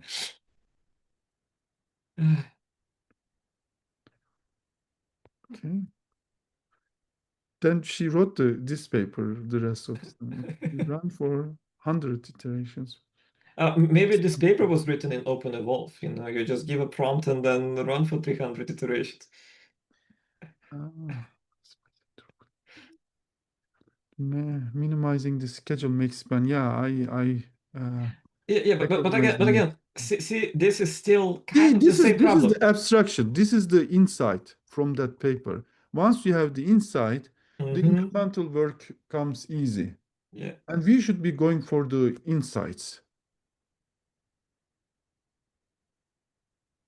But Murat, like take a step Mm. back, right? Like this is not solving any fundamental things about transactions. It No, is still a scheduling paper, right? How yes. do you Oh schedule yeah, no, no, things no, no. to Right, right, yeah. right. So it's banking on this insight from this Mm, original LDB 24 paper and just applying it to a case study. It could be a section on the paper. mhm. Section comes for free or something. Uh,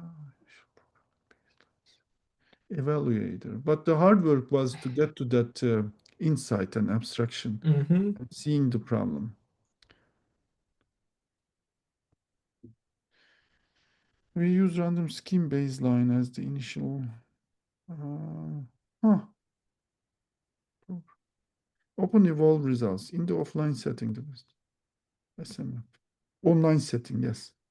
Their thing. What was the Mhm. SMF? Shortest makes span first. Okay.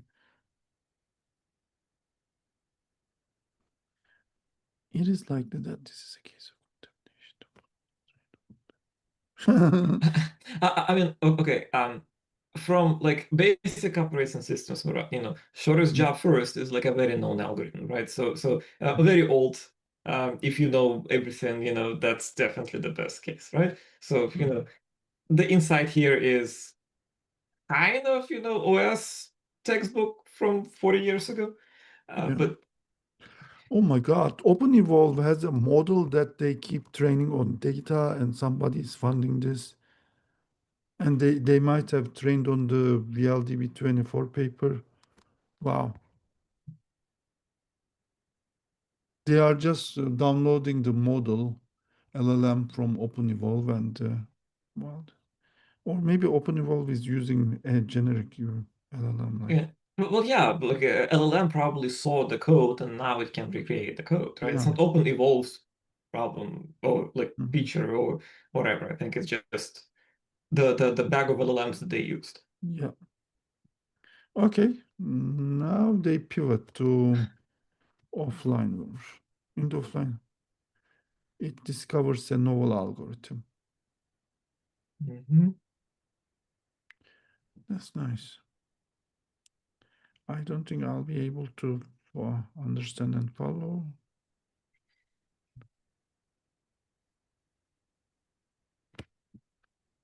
Maybe we will. First, strong initial sequence transaction. Huh. Oh yeah. I mean, this is a good heuristic. Short transactions lexicographically.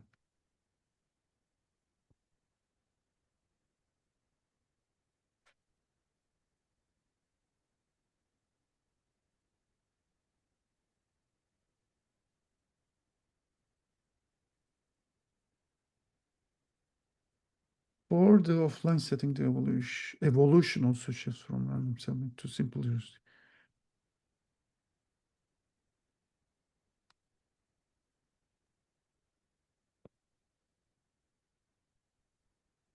Okay, fine. Early best practices. Although existing ADRS, Aleksey, can you read it?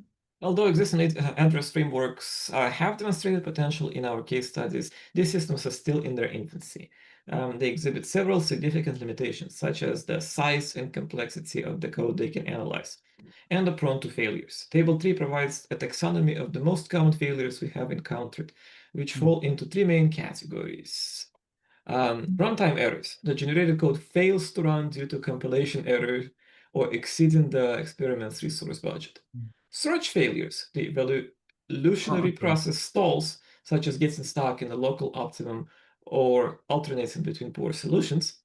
And algorithmic failures. The final solution runs, but is slowed or does not improve the baseline. These include solutions that ignore problem constraints, exploit loopholes in the evaluator, or rely on shallow tweaks. Mm, Um, yeah. Loopholes in the evaluator. Yeah, okay. So now they mention this, like in one sentence, they mention my biggest concern. Mm-hmm. We discussed these failures in more detail in I mean, appendix the B. evaluator has to be very well specified. Yeah, Otherwise, yeah, you could do reward taking. yeah. I mean, yeah, TLA plus. I Okay. don't know, man, if it's gonna be enough. Um, yeah, that's table 3. Mhm. Uh, Yeah, premature conversions, stuck in the loop, mutation threats, budget exhaustion. Cool. Which page? Okay, 18. We are getting there, man. We are finishing yeah. it. Solution generator. And you skip the prompt generator, I did. 6.1. Okay, let's go back. A clear and well-scoped problem formulation is the foundation of effective algorithm evolution. Mhm. Provide structured specifications. Many execution and algorithm failures trace back to missing context, such as critical details about the problem or Mm. absent code API documentation. A well-designed prompt should be as specific and structured as possible, clearly defining three key areas: the problem, what is the core task to solve, the evaluation criteria, how a solution will be evaluated, including optimization goals and correctness constraints, the Mm. context, any necessary information such as required APIs. Mhm. We recommend drafting prompts with external LLMs, ChatGPT, to craft a structure before launching evolution. Provide a suitable baseline. The choice of base program strongly shapes the trajectory of algorithm evolution. Buggy or weak You, baselines waste iterations on trivial yeah. fixes, while Mhm. strong, clean baseline can accelerate progress towards meaningful improvements. For, Like, I mean, the baseline is there for you. The paper that you yeah, improving on is the baseline. It has the base program, yeah, I mean, and that's it what I was has the saying in the problem, beginning, and right? it has the evaluation. Look, this is what I was saying in the beginning. By the time you get to this process, you already like should probably like solve 90% of the problem. Yeah, yeah. So like again, appending the systems research, nah. Uh, Making implementation better and faster Yeah, and less accelerating. Yeah, cumbersome, great. yeah, definitely accelerating. Yeah. Hmm. So yeah, suitable baseline. Provide suitable solution hints. While a detailed problem specification is always beneficial, the value of providing solution hints, specific suggestions for how the system should approach the problem, is more nuanced. Too much guidance can risk premature convergence and prevent the discovery of novel solutions, while too little can make the search inefficient, such as the Hmm. stuck in a loop problem. Yeah. Um, we find that providing intermediate human feedback as hints is Mhm. especially effective, student in the loop, when search gets stuck in a loop. In summary, we recommend trying several prompts with different levels of hint specificity and inject relevant hints as how the evolution progresses. Choose a suitable level of abstraction. Which is which is very hard, right? Yeah. Again, that should be like most of your research, right? Mhm. Uh, we recommend exposing only the level of abstraction that matches your goal. Allowing full access to high-level external library APIs can sometimes lead to suboptimal optimizations, um, such as trivial speedups from replacing custom operators with PyTorch primitives while blocking deeper innovation. To encourage algorithmic advances, restrict API access to help the system explore new strategies rather than rely on pre-built solutions. On the other hand, when the goal is execution efficiency, providing optimized library access is appropriate. Yeah, It, I don't follow what what this is asking. I think they're saying is Okay. like instead of solving algorithmic problems, if you provide too good of tools, it will just replace the existing, you know, subcomponents with the faster implementations that you can borrow from libraries and whatnot. Right? So it can achieve the speed up without actually changing the algorithm just by using faster, Ah, libraries.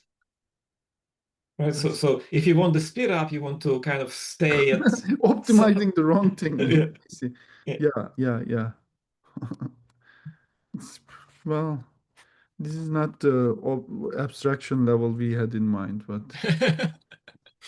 solution generator, use model ensembles. Reasoning models such as O3 encourage exploration.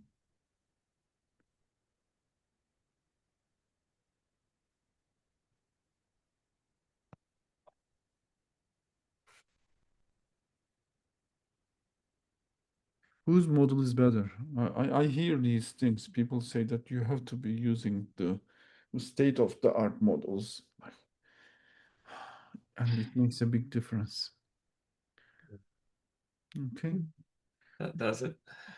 Yeah, they swear by it. Sure. um, okay, a big question. Is there money in the game? What do you mean? Who swears by it? Are they like is their livelihood depend on it? I guess like these Yeah, are well then they're people. super biased. Hmm, hmm. Oh no, I meant that these are people who are basically doing startups. Yeah, so their No, survival no, depends not, on it. not on these models. They are using the models to code for their Yeah, startups, and they are saying that there is a big difference in, paid models and always yeah. uploading using the most up-to-date models and so on. Wow. Yeah, interesting. Like I think we now give the title knowledge worker to LLMs. So knowledge workers has to be researchers because LLMs are being knowledge workers, right? This is the knowledge worker.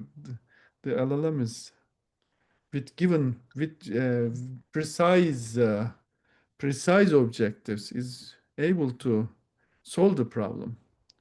So knowledge worker.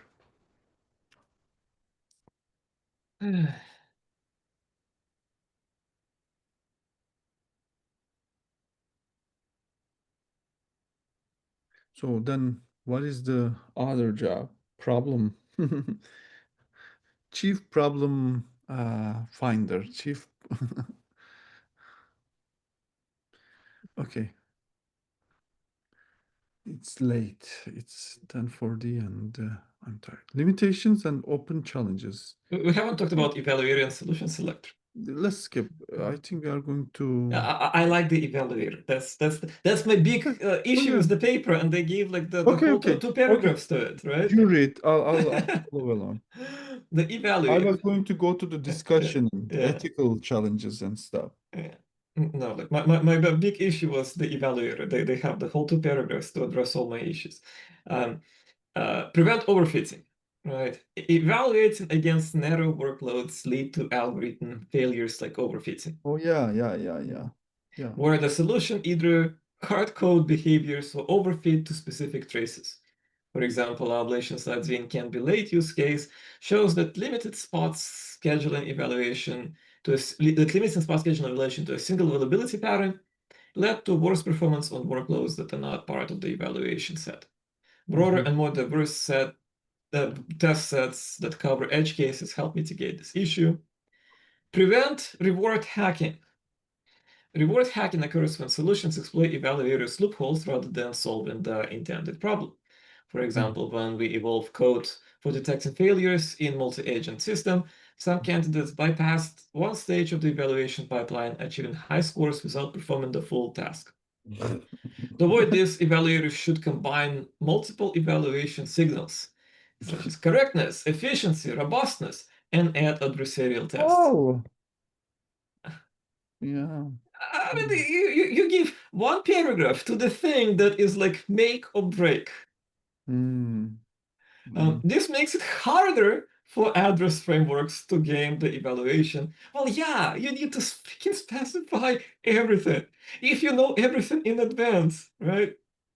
Mm. Great. Okay.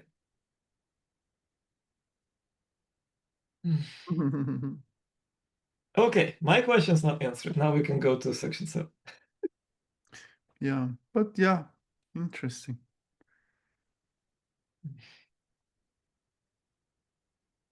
Wow. Which problems are best suited for address and which are not? I think we have a good idea on this. I'll just, okay, no, I want to check these three Mm-hmm. points. In summary, ADRS address is well suited for systems that exhibit the following properties. Isolated changes, of course, only change one component. Schedulers, Mm-hmm. cache managers, load balancers, resource allocators, and there are simulators for them. Okay. Alexa, our jobs are safe. In contrast, existing address systems do not work well for optimizing policies or protocols that are distributed across large systems, such as consensus protocols that involve a complex interplay between components, state management, network communication, and failure detection logic. Lamport, Ongaro, and Osterhout. Amen. Reliable evaluations. Um, Given two solutions, it should be easy to determine which one performs better and whether the two are semantically equivalent. They produce the same outputs. One example is improving a load balancer. Yeah. However, in other cases, providing semantic equivalence can be difficult or even feasible. If every query is routed to a replica of the same service. Yeah. Yeah, reward. but see, like this starts to talk about parts of the correctness, right? If you Yeah, route to wrong thing, it's not correct. The semantics, the correctness. then you need to check that as well. And efficient evaluations, like it should be efficient to evaluate. Okay, open challenges. I mean, everything is a challenge. Supporting address, build better evaluators. Fidelity, generality. Yeah, so Alexei, it was one paragraph, and the first challenge is um, why did I make the funny shape? Is building better evaluators.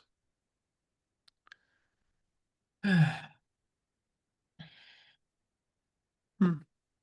Nobody is going to pay you to build better evaluators. So I guess no SQL, no system query language yet, or I can just declare what I want and press the button. Problem-specific simulators.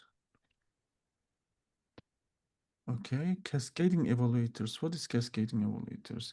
Fast and accurate evaluation can be achieved by cascading evaluators from fast coarse grain to coarse models to slower but high beta. Then progress to simulators of increasing granularity. See, that may not work for safety, right? Mm. And again, like the evaluator, like the safety constraints that you may need to bake into the evaluator, right? If you start with one that has no safety, then you will start producing the Yeah, algorithms that are not safe, that may yeah. be like too difficult to then refine into safety while maintaining the other properties. My takeaway is like specifications, right? Which problem Hmm. to solve? What is the solution? What are the constraints? Yeah. Become much more important.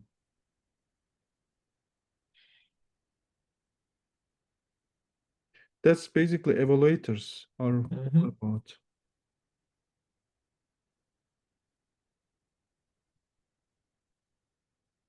Improving address, prompt generator, solution generator. I want to go to ethical discussion. I'm in the mood for the ethical discussion. Okay, here. I think this is right. Yeah. This is pretty much the last. Oh, it's a Mm. short paragraph. Hmm. Okay. Dave Patterson for insightful discussion. Despite its limitations, address can already help researchers in two key ways: accelerating discovery, achieve better than human results. How is it better than? I mean, with given time, maybe humans would have, humans made the LLM, so this is not better than human. It's still anyway. Okay. As such, address has potential to reshape systems research as we know it. One way to think about address is as providing researchers with a virtually unbounded number of assistants that follow directions. Oh God. Reliably. One time I had to advise 6 students, and it was not fun. So I don't know what I would do with a virtually unbounded number of. I like two very good students and Yeah, well. working with them together. Uh, hmm. That follow directions reliable. Well, you are exaggerating.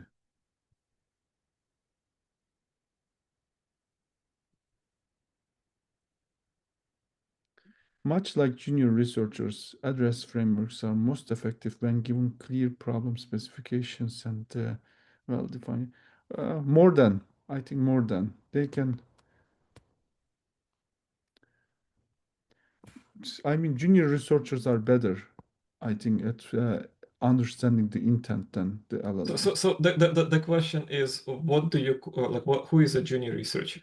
Because to me, it seems like everyone is called junior researcher, right? Like it can be a first year PhD student is junior researcher, and I've been doing research for years. I'm still a junior faculty, for whatever the meaning of that. Right? So, like, what is when do you stop becoming junior? When do you stop being junior research? I think this is saying like first year Yeah. PhD or master's. Okay. As a result, or even undergrad, I don't know. I don't think this is better than undergrads actually. It's just doing it faster, not better or more reliable, and not follow directions as reliable or understand intent as reliable. See, I've been laughing, well, making this joke for the past few years, right? They have ChatGPT. We've had student GPT for quite some time, Mhm, mhm. right? Maybe slower, but yeah. Yeah. As a result, address adds another layer to an already established research hierarchy. In academia, Mhm. for example, a faculty member typically advises PhD students or postdocs, who in turn mentor undergraduate students. Each of these roles can now leverage address tools to accelerate their work and broaden the scope of what they can accomplish. In this context, two natural questions are. Actually, this did not talk about the ethic issues. Mhm. Who do we give credit to? What to do about publication process?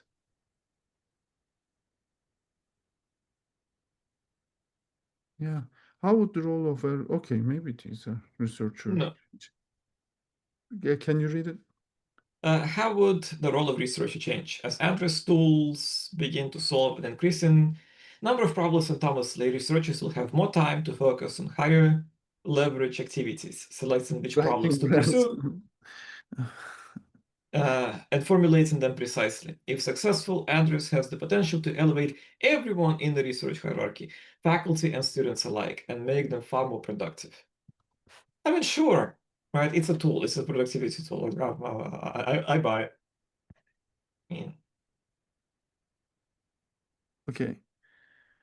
Will address lead to fewer researchers?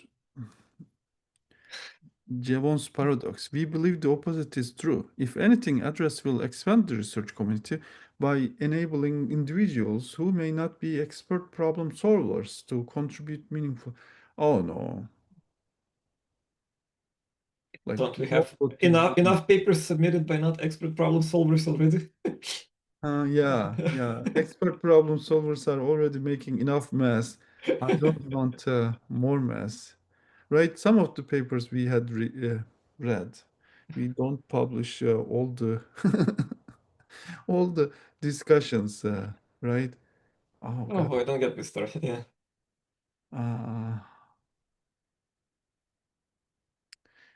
Uh, yeah. So I'm suspicious. Count me as suspicious to this one.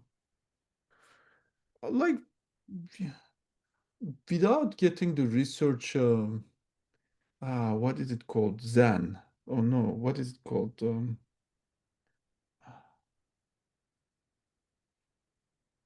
Yeah, maybe Zen.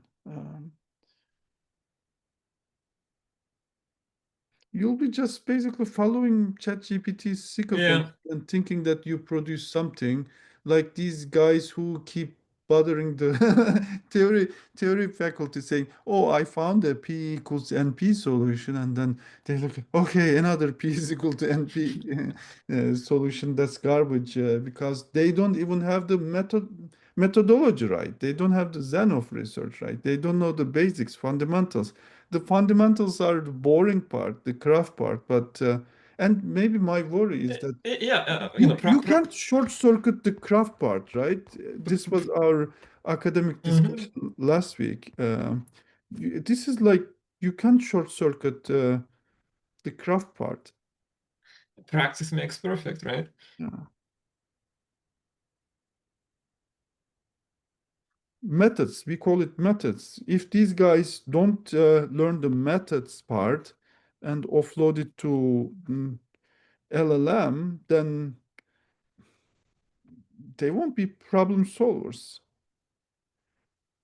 They will be they would be producing garbage with which the theory guys would say another P equals NP papers. That's misguided. And as history has shown, the supply of open research problems is virtually unbounded. For example, in the context of AI systems alone, workloads are becoming more complex, hardware is growing more heterogeneous, and performance and scalability demands are high. What is this like? Filler sentence. There is more things like what do we do? Credit publication process. Will address lead to fewer researchers? Probably it won't differ. We still Yeah, need the Zen to be transferred manually. yeah. Is my guess. Okay, what do you think, Alexei? I like it. This is like My opinion hasn't changed, right? So, what was um, that to begin with? like at the beginning, right? And there is like a lot of hot take on how the research is going to like it doesn't change much, right? It Hmm, doesn't change your process, right? It just gives you a tool, right? And hmm. like yeah, it will be a nice tool, right? And it will be a tool that evolves, but it's not doing research. Yeah, yeah, yeah, It's a tool that allows you to maybe make yeah. faster implementations, right? No, yeah, yeah. Or yeah, like speed up implementing things eventually, right? Maybe if you like get away from the constraints that it only works for performance problems, right? But Yeah. again, like getting away from these constraints will be hard because you need to know like Mhm. everything, right? Yeah. You need to specify all the constraints you need to uphold to avoid the loopholes, right? And as Mhm. LLMs, as the context span of LLMs get bigger, right? Yeah. And you try to fit bigger problems, you need to specify more constraints. Hmm. So, I mean, I don't think it solves that much. Hmm. Like, Yeah. mm. Alex, this is what we discussed last time. And also, you should now update the picture. I cut my beard.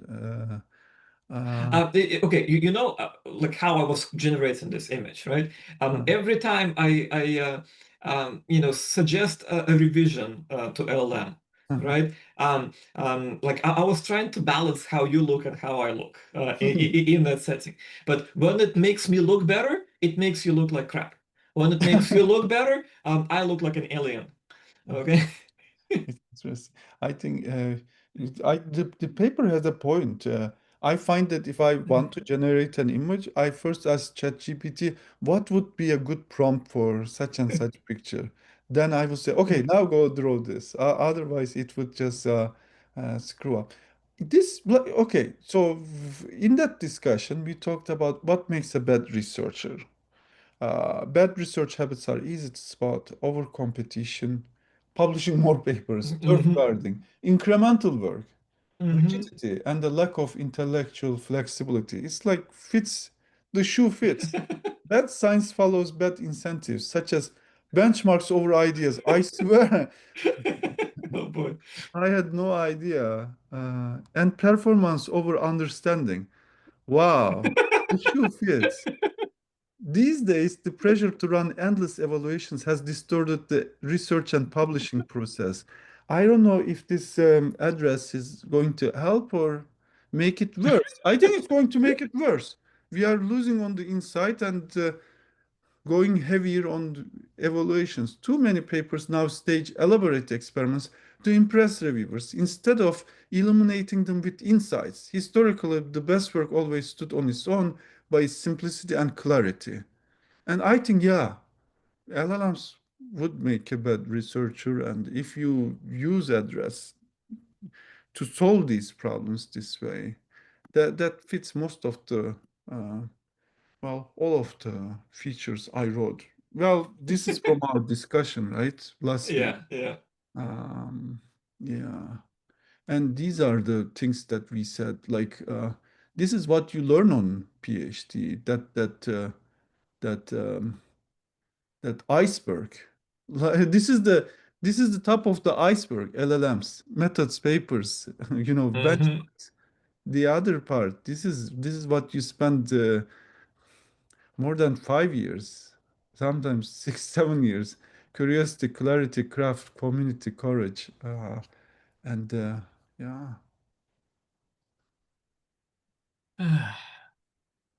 And yeah, you need to, yeah, there was also a discussion about you cannot short circuit that journey. Uh, yeah, you said that it breaks you and it rebuilds you, and this transformation cannot be faked. You should take your time to grow your wings, right? Yeah. The transformation cannot be faked. This is like a tech pro uh, wanted to challenge chess grandmaster Magnus Carlsen, and there was a whole Wall Street Journal article on it. Of course, he failed miserably because you need to master those things. There are no hacks if you are competing for the, you know, 0.01%. Yeah. How are you? This is the Silicon Valley bro frame of mind in action. Wh- How dare you? That guy had been slowly accumulating that Yeah. insights also. You M- cannot fake the insights. Murat, here's the question to you, right? So like LLMs, right? They are trained on everything, right? Mhm. So they are by definition designed to mimic the absolute averageness of human Yeah, knowledge, right? yeah, How can you come up with deep, non-average insight from a tool whose entire purpose is to mimic averageness? yeah, Right? You can compose average pieces, bits and pieces, right? yeah. Um, but these are average bits and pieces, and for some trivial implementations, they're just good enough, right? Like there is Oh, maybe only like some way to write a specific code, LLM will know it, right? Some yeah, way to solve a particular subproblem, right? And that's what it's good for, right? yeah, Essentially filling out all the averageness in your work. yeah, But yeah, a tool that's designed to mimic the averageness of human knowledge and human mind cannot exceed that averageness. yeah, yeah. Where was that virtually unbounded number of assistants? I don't want that. And average assistant, I don't want that. I want two very good assistants. And Oh, three of us yeah. as a team, we could be very productive. And I don't want 10 average because when I have a free PhD student, that's when I struggle the most and my productivity also suffers. Yeah.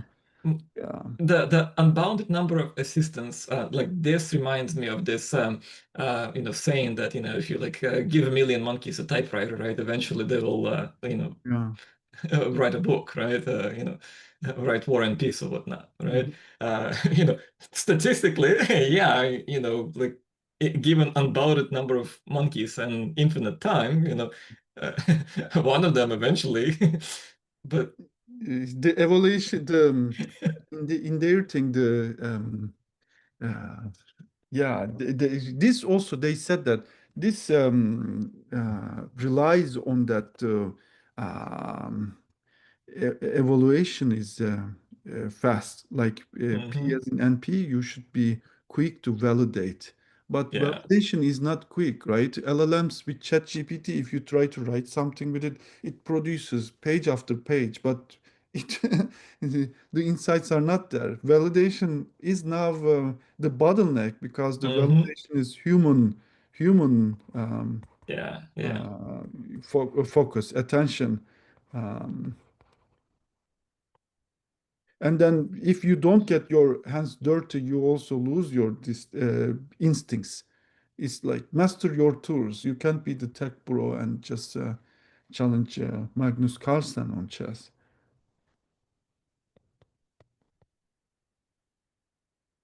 Okay, this was fun. This was a lot of fun. Very interesting. And it's right. It's the paper is raising the red flag on something that we should be all cognizant about and cautious about. Cool. Okay, Alexei. Okay. Till next time. Yeah. Stop share, stop recording.